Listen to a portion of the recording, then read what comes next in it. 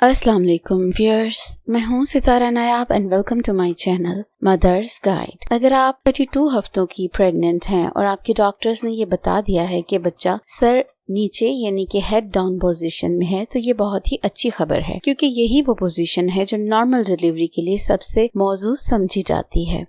अब जब आपका बच्चा सही जगह पे है तो आपके लिए जानना बहुत जरूरी है कि आप क्या करें। ऐसे में चंद कुदरती, आसान और आजमूदा तरीके जिन पर अमल करके आप अपनी नॉर्मल डिलीवरी के अमकानात को बढ़ा सकती हैं। आज मैं आपको 10 ऐसी टिप्स दूंगी जो आपको इस सफर में आसानी पैदा करने में मदद देगा। सबसे पहले, रोजाना की चहलकदमी। 90 महीने में अगर कोई एक आदत सबसे ज्यादा फायदा देती है तो वो है रोजाना चलना। सुबह या शाम के वक्त 30 से 45 मिनट की वॉक करने से न सिर्फ जिस्मानी सरगर्मी बरकरार रहती है, बल्कि बच्चा आहिस्ता आहिस्ता नीचे आता है, जो डिलीवरी के वक्त मददगार होता है।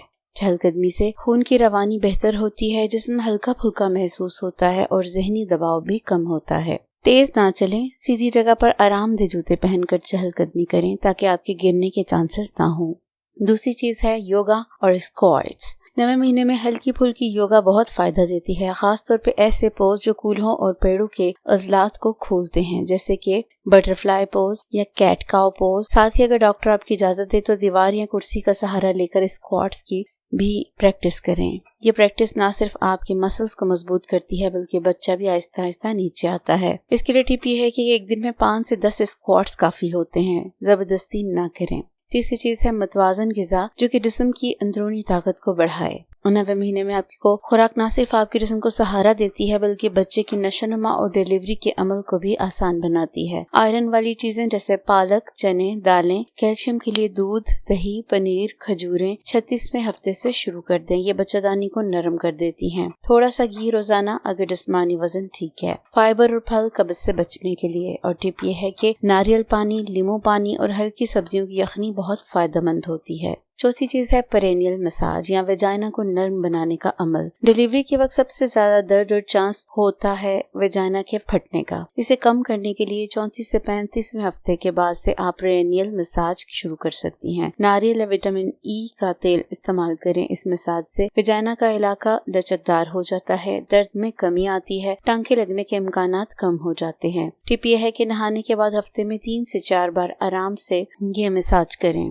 पांचवी चीज, सांस लेने की मश्क। जहन और जिस्म दोनों को पुरसुकून रखें। लेबर के दौरान अगर आपका दिमाग और जिस्म पुरसुकून हो तो डिलीवरी आसान हो जाती है। डीप ब्रीदिंग की मश्क बहुत मौसर होती है। 4 सेकंड सांस लें, 7 सेकंड रोकें और 8 सेकंड में आहिस्ता आहिस्ता छोड़ें और इसको रिपीट करती जाएं। ये मश्क सोने से पहले या किसी दबाव के वक्त करें। 6वीं चीज है टॉयलेट जैसी पोजीशन यानी कि कुदरती स्क्वाटिंग पोजीशन अपनाएं। ये मशवरा पुराने वक्तों की दाइयों से आता है। रोजाना 10 से 15 मिनट के लिए टॉयलेट स्क्वाटिंग पोजीशन में बैठें, जैसे देसी तर्ज के बाथरूम में या WC में बैठा जाता है। ये पोजीशन आपके हिप्स को खोलती है, बच्चे को नीचे आने में मदद देती है, लेबर को आसान बनाती है। अगर स्क्वाट करना मुश्किल हो तो कोई सहारा जरूर ले लें, जैसे कि दरवाजे या किसी रॉड का सहारा। ज्यादा देर तक नरम या ढीले सोफों पर टेक लगाकर बैठना बच्चे की पोजीशन को खराब कर सकता है। कोशिश सीधा बैठें, जमीन पर आलती पालती मारकर बैठें या बर्दिंग बॉल इस्तेमाल करें। टिप यह है कि दिन में 5 मिनट हैंड्स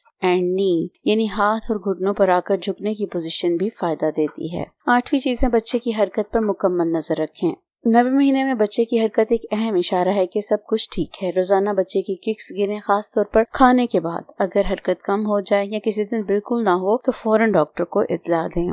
9वीं चीज है जहनी तैयारी। जब औरत खौफ में होती है तो उसका जिस्म तनाव में आ जाता है और डिलीवरी लंबी और मुश्किल हो सकती है। इसलिए मुस्बत पैदाइश की कहानियां पढ़ें, नॉर्मल डिलीवरी की वीडियोस देखें, योगा या दुआओं का सहारा लें। टिप ये है कि अपने आप से रोज कहें कि मेरा जिस्म इस काम के लिए ही बनाया गया है और हर औरत ये काम करती है और मुझे भी ये करना ही होगा। 10वीं चीज है थकन से बचें, जिस्म को आराम दें। सफाई, कपड़े धोना या रोजाना के काम हद से ज्यादा न करें। आपके जिस्म को लेबर के दिन के लिए ताकत बचा कर रखनी है। टिप ये है कि दिन में कम से कम 1 या 2 बार मुकम्मल आराम करें, लेटें या नींद लें। 10वीं चीज ये है कि अस्पताल का बैग और प्लान तैयार कर लें।